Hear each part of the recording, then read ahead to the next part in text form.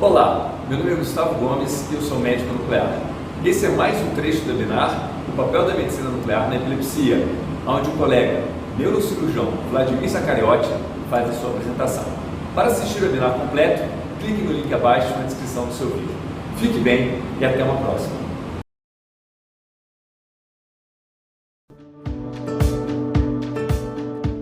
Bom, vou passar a palavra agora para o Dr. Vladimir Arruda Zaccariotti. Ele é neurocirurgião, ele é chefe do setor de neuro-oncologia do Hospital Araújo Jorge, é neurocirurgião associado ao Serviço de Cirurgia de Epilepsia do Instituto de Neurologia de Goiânia.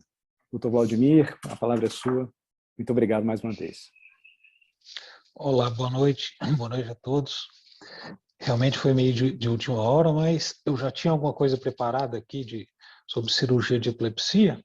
Vou tentar apresentar para vocês um pouco do trabalho que a gente faz, as indicações e como isso é feito no nosso serviço, como o Bruno já comentou, né? Bem, então, eu vou falar um pouco sobre as indicações cirúrgicas de epilepsia, né? Eu vou comentar falando sobre a primeira introdução, história da cirurgia de epilepsia, quando referir o paciente no centro, né? Como é feita essa investigação pré-cirúrgica e, evidentemente, os tipos de cirurgia, as cirurgias minimamente invasivas, os novos equipamentos que têm sido utilizados recentemente em epilepsia. Como já... Bem, então, o roteiro da aula, né? Introdução, história, cirurgia de epilepsia, acho que vocês já leram isso aí, né? E como eu estava comentando, uma doença extremamente comum, né? Que atinge mais de 50 milhões de pessoas no mundo. E no Brasil, tem, como somos um país desenvolvido, muitos desses pacientes estão aqui, né? O tratamento basicamente de epilepsia é um tratamento totalmente medicamentoso, porém, muitos desses pacientes, até um terço desses pacientes, não vão ter controle das suas crises com medicamento, né? E grande parte desses pacientes vão poder se beneficiar do tratamento cirúrgico. O controle das crises vai estar diretamente relacionado com a indicação adequada, ou seja, se não indicar uma cirurgia correta para o paciente, você não vai tratar, né? Então, o que a gente costuma fazer com a cirurgia é causar uma reorganização da circuitaria cefálica e, com isso aí, haveria um controle das crises, né? O objetivo principal da cirurgia, obviamente, é o controle das crises e sem prejuízo da função neurológica. Claro, se o paciente tem uma epilepsia que se origina, por exemplo, da área motora, é fácil você ir lá operar e causar um déficit motor permanente no paciente e controlar as crises, mas isso a gente não quer de forma alguma e não deve ser feito, né? Então, assim, o objetivo é você controlar as crises e melhorar o paciente, e não causar nenhum problema para o paciente. O objetivo secundário também muitas vezes você vai conseguir reduzir o uso dos fármacos antiepiléticos, você vai ter uma reabilitação social para esse paciente e aumentar a qualidade de vida. Os indivíduos com epilepsia refratária, eles têm até 5 vezes mais chances de a morte do que a pessoa na população geral. Se esses pacientes são operados, o risco dessa morte é reduzido para 2 vezes. Então, assim, é extremamente importante. E a cirurgia, a mortalidade global de cirurgia de epilepsia é muito baixa, né? Eu acredito que menos de 0,4% você vai levar um paciente a óbito especificamente pela cirurgia, né? E o que é importante, né? Muitos desses pacientes têm uma morte bem precoce por causa da epilepsia. E a cirurgia ela vai reduzir, né? Esse trabalho eu achei muito interessante. 40 pacientes morreram em grupos que estavam esperando para operar. Desse mesmo grupo, 20 pacientes morreram dos pacientes que foram operados, ou seja, você tem que indicar o tratamento. E se pacientes podem operar, por que não? Não tem necessidade da gente segurar isso, né? Agora, quando você vai referir o paciente? E aí surge o conceito da intratabilidade, né, que é a incapacidade do tratamento adequado com os instrumentos disponíveis que a gente tem, né? Existe a intratabilidade clínica, que é a incapacidade de controlar as crises apenas com medicação, e as causas mais comuns de intratabilidade clínica é, uma causa médica, né, porque falta de recurso diagnóstico do médico que está cuidando daquele paciente, ele não tem recurso, ele não tem, eventualmente, um vídeo EEG, não tem até um EEG de qualidade para determinar que aquilo ali, o tipo de medicamento que ele vai usar para o paciente, ou mesmo o desconhecimento do médico, e às vezes ele desconhece, ele não sabe tratar aquilo adequadamente, e vai conduzindo o paciente, trocando de anticonvulsivantes de forma aleatória, e não é assim, né? Outra situação de tratabilidade clínica é a tratabilidade social, porque às vezes o paciente mora num lugar e ele não tem acesso àquele medicamento, que naquele lugar onde ele mora, você não tem aquele medicamento. Muitas vezes, por exemplo, a gente recebe pacientes dos extremos do Brasil, do interior, do Acre, por exemplo, que o paciente lá, o único medicamento que ele tem é um Gardenal, e não tem mais nada. E às vezes, se ele estivesse usando um medicamento adequado, ele poderia controlar as crises dele, mas ele não tem. E se existe uma possibilidade, por exemplo, você fazer um tratamento cirúrgico desse paciente, e que você vai conseguir voltar ele para o ambiente onde ele está, ele vai poder usar aquele medicamento lá e controlar, por que não fazer, né? Outra situação é a situação econômica, né? Porque os medicamentos eventualmente são caros, principalmente as novas drogas antipiléticas, e você não tem acesso a isso, né? Como a doutora já falou, né? A Liga Internacional contra a Epilepsia, ela demonstra que o emprego da falha do controle dois fármacos antiepiléticos, monoterapia ou indicação, já confere uma intratabilidade, né?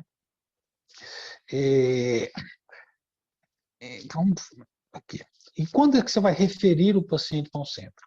Quando você tem uma intratabilidade, ou seja, você não consegue tratá-lo com aqueles medicamentos disponíveis.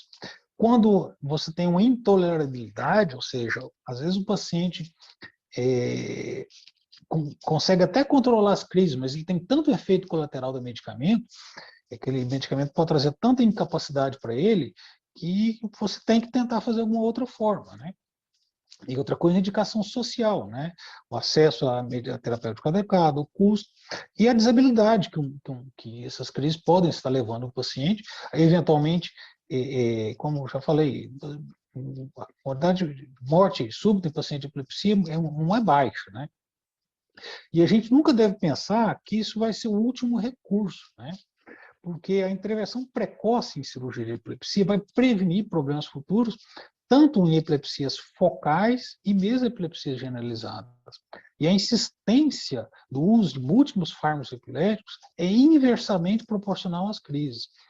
E o centro de indicação para o paciente com centro de referência, um centro que vem fazendo esse tipo de segmento, é fundamental, né? Muitas vezes a gente recebe pacientes no nosso serviço usando 5 comprimidos de diferentes medicamentos antiepiléticos, ou seja, está sendo tratado de uma forma completamente errada, né? E com doses erradas do medicamento. Então, assim, não adianta ficar insistindo. Eu acho que deve ser encaminhado o paciente no centro de tratamento de epilepsia, né? E mesmo as novas drogas antiepiléticas, que são medicamentos bons, que têm mostrado um excelente controle, alguns tipos específicos de epilepsia, o custo-efetividade delas nem sempre é superior do que tem sido utilizado com as drogas antigas, né?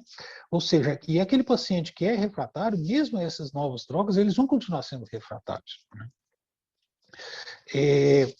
O que é importante, que uma cirurgia do lobo temporal, por exemplo, realizada em crianças, você tem um controle muito maior da cognição desses pacientes. Ou seja, quanto mais precoce a gente indicar a cirurgia. A gente, no nosso serviço, nós fizemos cirurgia de epilepsia em neonatos, na verdade. Em crianças de 3 meses, claro, epilepsias extremamente graves, que se não fizesse a criança iria para o ref, por exemplo, uma hemimegalencefalia. Isso, crianças muito pequenininhas, a gente pode fazer o tratamento cirúrgico, é possível, né? E o comportamento intelectual dessas crianças, elas vão desenvolver, vão dar espaço para esse cérebro desenvolver bem, né? Porque estão tendo um monte de crises e usando medicamento, né? Que isso, querendo ou não, a gente sabe que afeta a cognição, né? Ganhos do QI também foram muito observados, né, nesse tipo de pacientes, e crianças que fizeram hemisferectomia, quanto mais precoce essa hemisferectomia é feita, melhor para esses pacientes.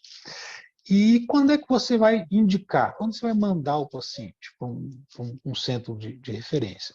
Principalmente quando ele tem epilepsia focal, que essas epilepsias focais já tem sido mostrado muito que quando a gente não consegue controlar as crises com um medicamento, dificilmente com o segundo medicamento você vai controlar. Então, esses pacientes que você tem uma origem clara e evidente das crises, por que não você indicar o tratamento, pelo menos investigar se aquilo ali é possível? E é claro, a epilepsia refratária, a desabilidade, o risco-benefício que você tem que consomar também.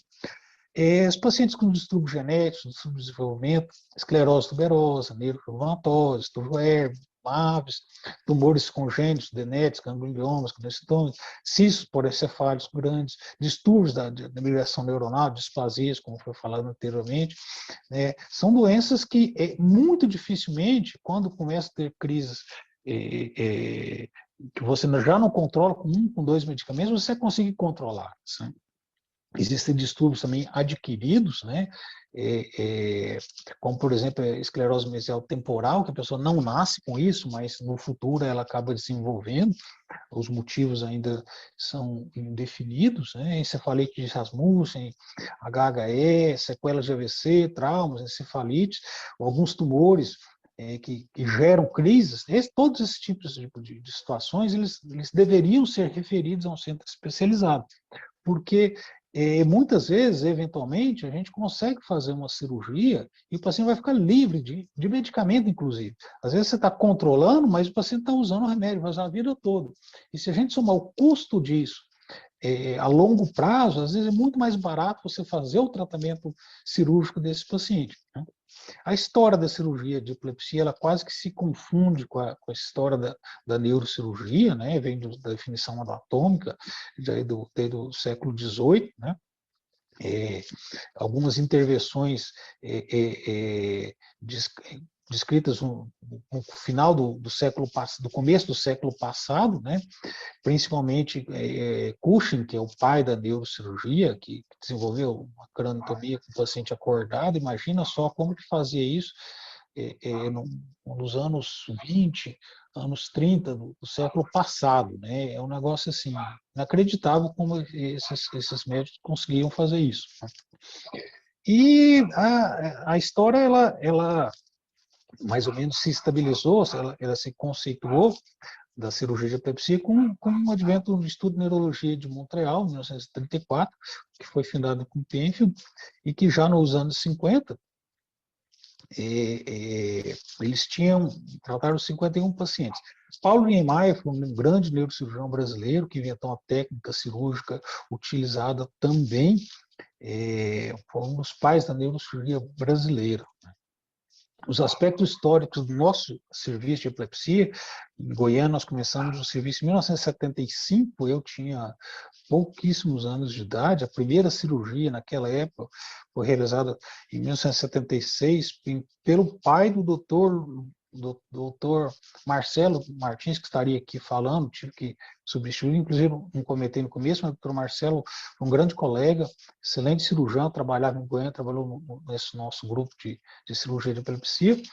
Mas, enfim, nós tivemos essa primeira fase, uma segunda fase com uma equipe estruturada, mas com relativamente poucas cirurgias, e na terceira fase, quando nós conseguimos caracterizar esse tipo de procedimento no SUS, de 1995 até hoje, e que é feito sistematicamente no nosso serviço. Atualmente, nós temos quase 3.000 pacientes tratados e um pouco mais do que isso de pacientes investigados com motivista cirúrgico. E o que a gente faz no nosso serviço? Importante que a gente tem que ser feito no serviço de epilepsia. Definir se existe uma ou várias zonas epileptogênicas, né? Se aquelas zonas epileptogênicas poderão ser ressecadas ou inativadas com alguma segurança, e se o controle dessas crises vai compensar a uma eventual sequela que poderia existir. Na verdade, todo serviço se funciona mais ou menos assim. E é feita uma avaliação clínica, história, seguida de semiologia, uma avaliação do desenvolvimento neuropsicológico do paciente, avaliação psiquiátrica, né? E que o distúrbio psiquiátrico, ele não, a princípio, ele não contraindicaria a cirurgia. Mas se essa avaliação psiquiátrica não é feita, ela é muito ruim, porque muitas vezes esses pacientes têm comorbidades psiquiátricas e, eventualmente, tivemos pacientes que vão contraindicar o tratamento cirúrgico pelo distúrbio psiquiátrico grave, né? Então, isso é uma coisa que é muito importante, a participação do psiquiatra. A investigação, ela consiste do EEG interictal e ictal, e o vídeo EEG, que é fundamental, né? Como a doutora já falou, o vídeo EEG vai mostrar de onde que vem esse escrito, vai filmar o paciente e fazer um eletroencefalograma. E também, claro, a ressonância com espectroscopia e volumetria, que são técnicas utilizadas. Isso aqui é uma sala nossa antiga, nós já estamos atualizando essa sala, e como o doutor Bruno comentou, ele não está na linha de frente do tratamento da investigação, mas quando a gente tem um conflito do eletroencefalograma, da ressonância, do padrão das crises, e a gente usa do espectro ictal, do PET, né, que vai determinar o que ele já mostrou muito bem. Outras investigações mais profundas com eletrodos que são implantados no cérebro do paciente, às vezes a gente tem necessidade para mapear esses pacientes, né? Ou outros testes menos utilizados, o teste VADA, magnetoencefalografia, que a gente não tem disponível, e a ressonância funcional, que ela vai determinar a área relacionada à função daquele paciente. Quais são os tipos de cirurgia? Nós temos a cirurgia ressectiva, que você vai lá e retira uma área epileptogênica, por exemplo, retira o lobo temporal, lesões extratemporais, as lesionectomias, as ressecções de vários, então você vai lá e resseca, você retira. Você tem um outro tipo de cirurgia que você vai desconectar aquela área epileptogênica, por exemplo, a calosotomia, que você vai desconectar a conexão entre os hemisférios cerebrais, e com isso aí o paciente costuma melhorar muito, né? Transecções supiais múltiplas são outro tipo de cirurgia, que você corta as conexões intergirais, com isso você não gera um déficit neurológico para o paciente, mas aquela conexão próxima ali, que está causando a epilepsia, a anatomia muda e o paciente pode melhorar, né? Você tem a combinação das duas, que são cirurgias ressectivas com as desconectivas,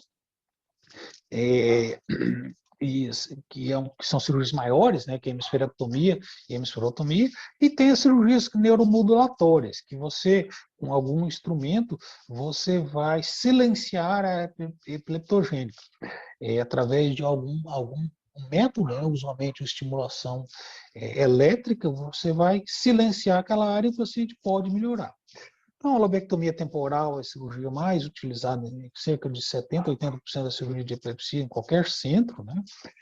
Usualmente, a epilepsia temporal ela pode ser no neocórtex lateral ou no mesial, eventualmente associada, né? Você tem diferentes técnicas utilizadas para a cirurgia de acordo com a localização da doença, e é uma cirurgia muito, muito elegante, muito bonita, extremamente anatômica.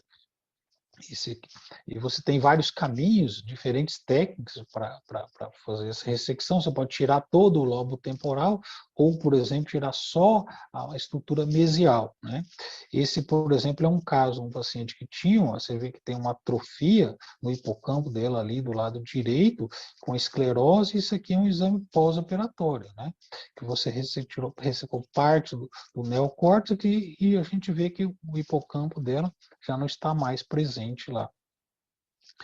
Isso é um outro caso também de epilepsia temporal, já com a ressecção um pouquinho maior. Você vê que tem uma esclerose muito bonita, um pontinho ali no hipocampo, está bem brilhando, né? Esse paciente também teve um resultado muito bom. São algumas figuras de algumas técnicas, uma ressecção grande do lado direito, vocês podem ver a ponta do lobo temporal ressecada. Essa é outra técnica utilizada, a técnica de Spencer, que você tem uma exposição ampla ali do lobo temporal, das estruturas mediais, e aqui é um hipocampo ressecado também com a ressecção do neocórtex, né? Isso aqui são algumas outras estruturas. E mais claro, a cirurgia tem seus problemas, né? As complicações, temos hemorragias, infecções, disfunção de alguns nervos cranianos, hemiplegia, menopsia, e muito raramente óbito, né? Nós já tivemos óbitos, não podemos negar isso, por complicações, mas extremamente raros. Nesses quase 3.000 pacientes, nós tivemos 2 óbitos, infelizmente. Mas acontece, né? Felizmente, os óbitos não foram eventualmente pelo procedimento cirúrgico em si, mas por complicações que os pacientes apresentavam associadas. Existem também as lobectomias extratemporais, né? Usualmente mais comum atualmente relacionado com as displasias corticais, que o Bruno mostrou um exemplo, né? E as ressecções normalmente são guiadas por imagem ou por eletrocorticografia. Você pode acessar um lobo, né? O lobo occipital, o lobo temporal, parietal, ou vários deles, né? Por exemplo. E mais normalmente o risco de déficit pode estar maior. Por exemplo, se eu tenho epilepsia na área occipital, o risco de um déficit visual, ele não é baixo, né? É muito mais alto do que numa epilepsia temporal comum que a gente faz. E a gente pode ressecar qualquer região do cérebro, praticamente qualquer estrutura, né? Esse aqui é um exemplo, uma ressecção grande, ampla, região parieto occipital, você vê o polo occipital, uma área bem grande ressecada. E ressecções mais específicas, a gente chama de lesionectomias, retirar uma área específica, né? Um tumor, por exemplo, que está causando malformações, cavernomas, displasias que podem estar gerando. Esse aqui é um exemplo do paciente que tinha uma displasia na região parietal e foi ressecado, né? E para isso a gente usa de artefatos como esse, que é a eletrocorticografia, que você usa durante a cirurgia, a eletrocorticografia vai mostrar especificamente a área que está doente, e você pode fazer aquela ressecção. Isso aqui seria um outro exemplo, né, uma área bem extensa, você tem que monitorar, você tem que fazer uma craniostomia grande, muito ampla, e colocar essa parafernália aí para tentar definir exatamente na onde. Porque quando nesse primeiro figura da parte de cima do lado esquerdo, quando a gente vê, você não vê atividade eplética aí, né? A gente não está conseguindo ver. Se você não tem esse grid aí de eletrodos, você não consegue definir. Eles que vão definir aonde que você vai fazer ressecção. Então, isso é outro tipo de cirurgia, a calosotomia, que é uma ressecção, você desconecta um lado do outro com o cérebro, né, indicado para alguns tipos específicos, né, drop attacks, crises atônicas, crises tônicas generalizadas. É outra técnica muito, muito segura de tratamento cirúrgico, né? As transecções supiais múltiplas, que a gente usa em áreas eloquentes, você não pode ressecar aquela área, senão vai gerar um déficit para o paciente, né?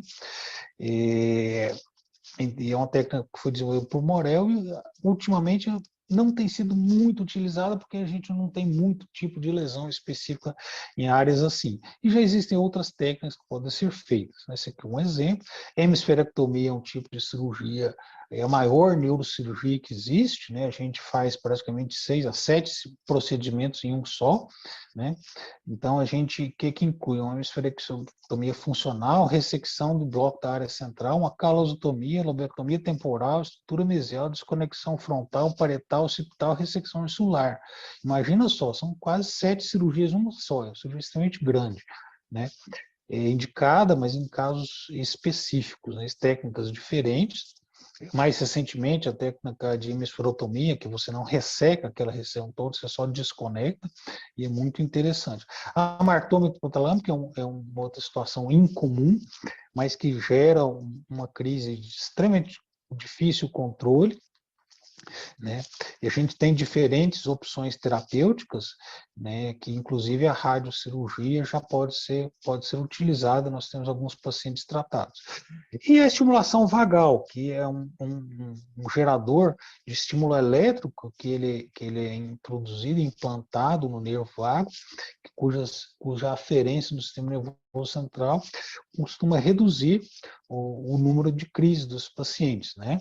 A gente fala que quando você não tem mais o que fazer, você coloca o eletrodo, um estimulador vagal, né? Porque é uma técnica que costuma reduzir, em alguns pacientes, tem um controle muito bom de crise, outros a gente já notou, não adianta nada. No nosso serviço nós temos praticamente quase 100 pacientes implantados, metade dos pacientes teve uma melhora, metade teve uma melhora que não foi substancial. Dos que tiveram melhora, um quarto teve melhora muito boa, os outros melhoraram poucos. E, infelizmente, a gente não sabe quais realmente serão os pacientes que vão se beneficiar com essa técnica, né? Mais recentemente, tem as cirurgias minimamente invasivas, né, que está na moda em medicina. E o que a gente faz? Normalmente, você precisa ter uma zona epileptogênica evidente, o volume de área a ser tratada precisa ser uma área pequena também. Com essa cirurgia minimamente invasiva, a estrutura que você tratou, ela vai continuar lá, você não vai ressecar. O tratamento, o resultado pode ser imediato ou pode ser tardio, dependendo da técnica que a gente usa.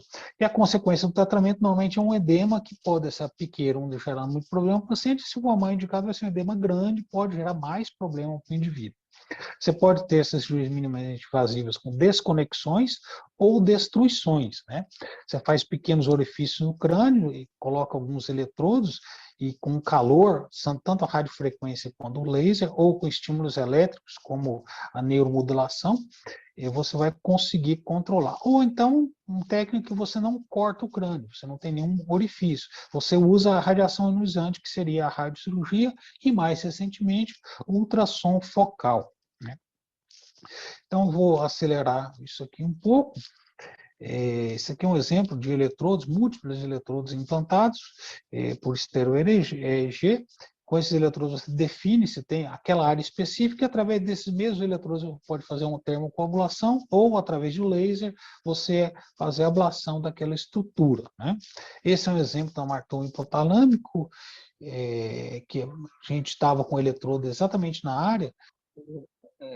Isso aqui é o exemplo ela tendo uma crise, a gente foi estimulando até ela ter uma crise.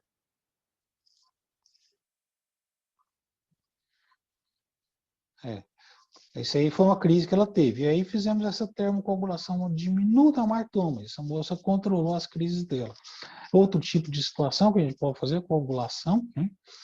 E tem um laser que está na moda agora, o que chama o LIT, o Laser Intersticial Termoterapia, que nada mais que um equipamento de laser que você substitui aquele eletrodo de radiofrequência.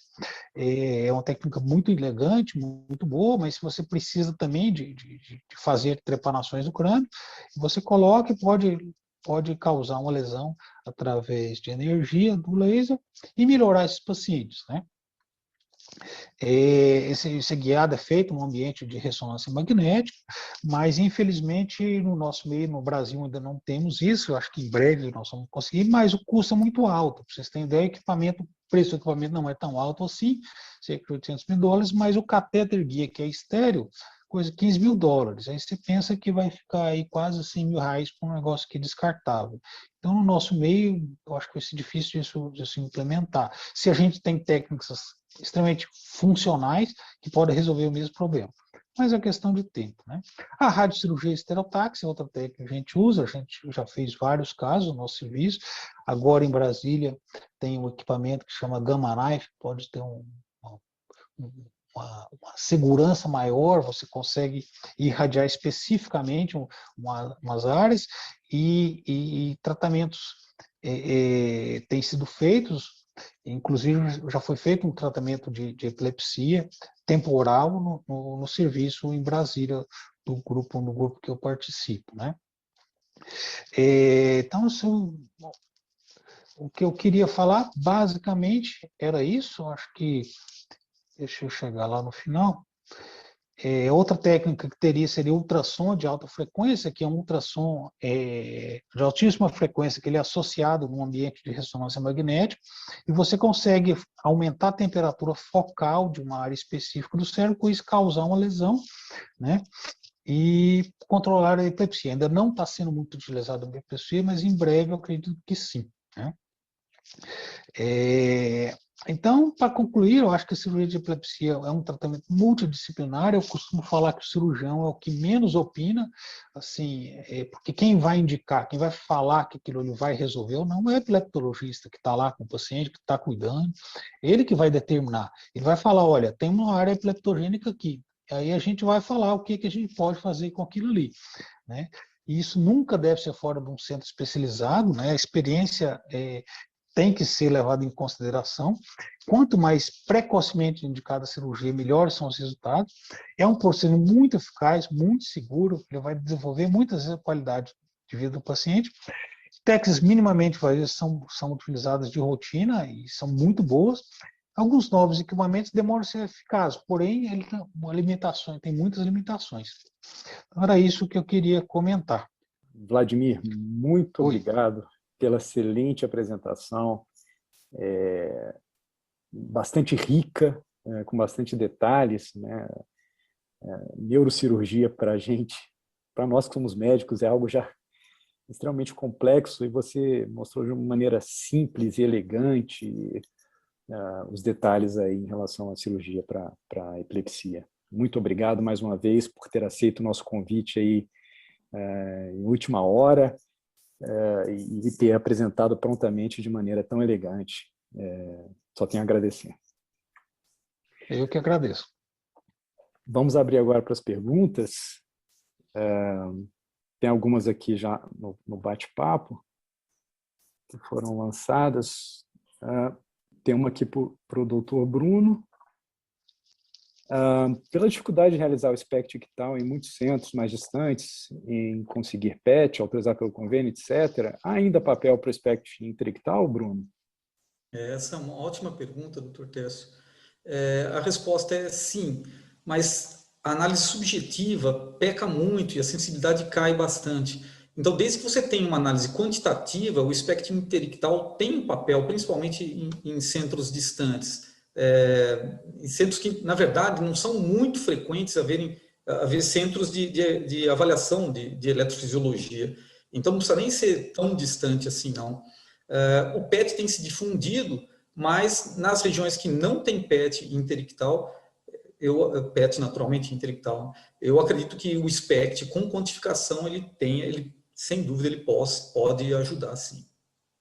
Obrigado, Bruno, pela resposta. Tem mais uma pergunta aqui. Bruno, os exames de medição nuclear são utilizados de rotina na avaliação dos pacientes candidatos à cirurgia de epilepsia? Não, conforme o Dr. Vladimir falou, eu também ressaltei, é a exceção. Na verdade, são aqueles que a gente não chega numa conclusão com os exames rotineiros, como aquele caso que eu apresentei, né? O básico é ressonância, análise clínica, né, tanto da neurologia quanto da psiquiatria, análise psicológica e o eletroencéfalo, né, e a análise do eletroencéfalo não só no período interictal, mas a eletrofisiologia também da crise convulsiva. Então, se esses três chegam numa conclusão de que é uma determinada região e tem uma alteração à ressonância, a partir daí já, pelo menos assim, no nosso grupo, já vai para a cirurgia direto. Imagino que a doutora Paula possa comentar essa pergunta também, não, doutora? Geralmente a gente usa nos casos duvidosos mesmo, porque é muito raro ter um paciente que casa tudo, né? A gente tem muitos pacientes que, eu acho que é até a dúvida da pergunta seguinte, que é não lesional. E aí, se você consegue documentar bem o início da crise, às vezes precisa de um EJA invasivo, e o PET mostra que tem hipometabolismo, compensa num paciente refratário que não melhorou com nada, que só tem esse foco, mesmo sendo não lesional, ir para a cirurgia, né, Vladimir?